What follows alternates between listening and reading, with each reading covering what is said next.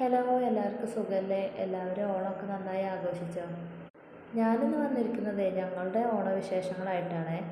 രാവിലെ വിളക്കൊക്കെ കൊളുത്തിയിട്ട് അമ്പലത്തിലേക്ക് പോയിട്ടുണ്ടായിരുന്നു കേട്ടോ.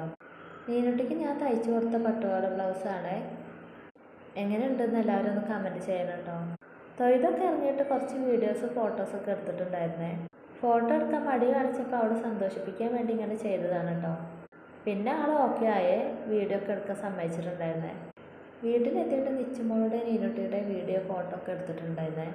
വീഡിയോ എടുക്കുമ്പോൾ എന്തെങ്കിലും സംസാരിച്ചിട്ട് ഇരിക്കുമെന്ന് പറഞ്ഞപ്പോൾ മേക്കപ്പിൻ്റെയും ഓർണമെൻറ്റ്സിൻ്റെയും ഡ്രസ്സിൻ്റെ കാര്യങ്ങളൊക്കെ അവർ സംസാരിക്കുന്നത്.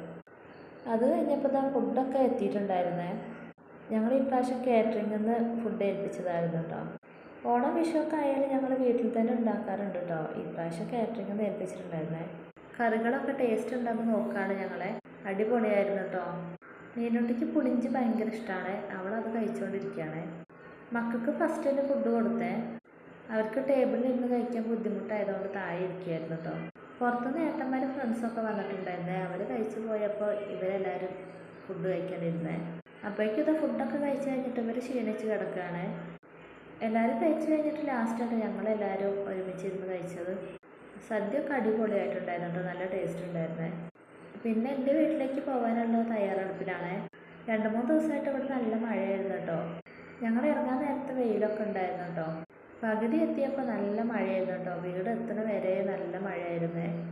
വീട്ടിലെത്തിയപ്പോൾ വെള്ളം ഒഴിച്ച് കത്തുന്ന ചിരാതുണ്ടായിരുന്നേ. അതൊന്ന് ഞങ്ങൾ ടെസ്റ്റ് ചെയ്ത് നോക്കുകയാണേ. നീനുട്ടി ഈ ഗെയിം എവിടുന്ന് കണ്ട് പഠിച്ചതെന്ന് എനിക്കറിയില്ല. കുറച്ച് നേരം കളിക്കുന്നുണ്ടായിരുന്നു. ഈ കളി മടുത്തപ്പോൾ പിന്നെ അമ്മമ്മയുടെ കയ്യിൽ മൈലാഞ്ചി ഇടലായിട്ടോ. അമ്മയുടെ കൈയൊക്കെ നന്നായി കൊളാക്കി കൊടുത്തിട്ടുണ്ട്. എൻ്റെ കയ്യിൽ മൈലാഞ്ചി വരച്ചു തരാമെന്ന് പറഞ്ഞതാണ്. ഞാൻ വേണ്ടാന്ന് പറഞ്ഞപ്പോൾ അമ്മയുടെ കയ്യിലായിട്ടോ മൈലാഞ്ചി വരയ്ക്കൽ. അടുത്തത് ഈ ഗെയിമായിരുന്നു കേട്ടോ അവൾ കളിച്ചത്. ഇന്നത്തെ വീഡിയോ അത്രയേ ഉള്ളേ.